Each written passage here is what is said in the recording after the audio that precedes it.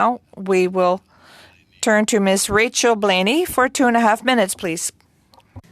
Well, thank you again, Mr. Chair, and I will be asking my questions of Ms. Douglas. First of all, I feel like I'm having a bit of a fangirl moment. I'm not going to lie. I just want to say thank you so much for what you've done.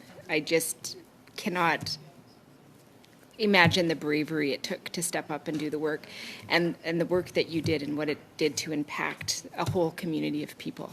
And I just thank you for that.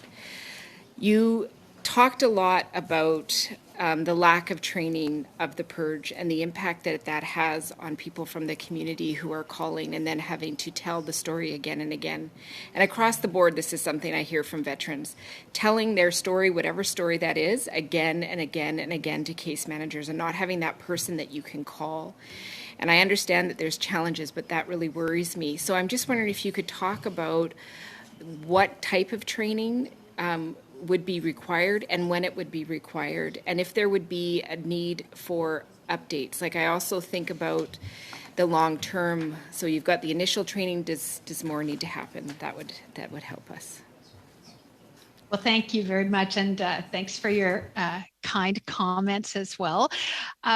Certainly, I know you've been on this journey for a long time with us, in support of us. I think, training is so vital, and it's really quite essentially to understand what basic human rights are around LGBTQ2+ equality, to explain a bit of history, to ensure that respect is conveyed whenever you're dealing with an LGBTQ2 veteran.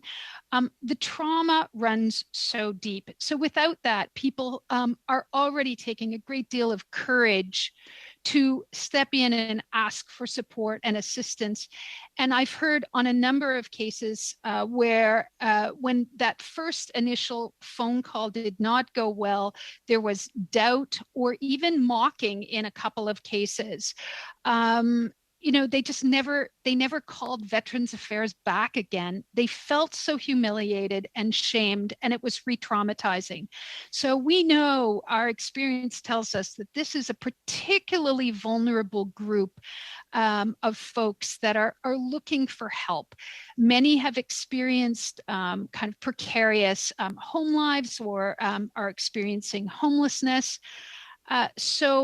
They have to be a range of awareness training really throughout the life of a caseworker, so that there's currency in that training. And I do know it's underway, and that's a good thing, but it's certainly not right across the department. And certainly we need to have that training done in both English and French, so there's good awareness for all veterans who apply.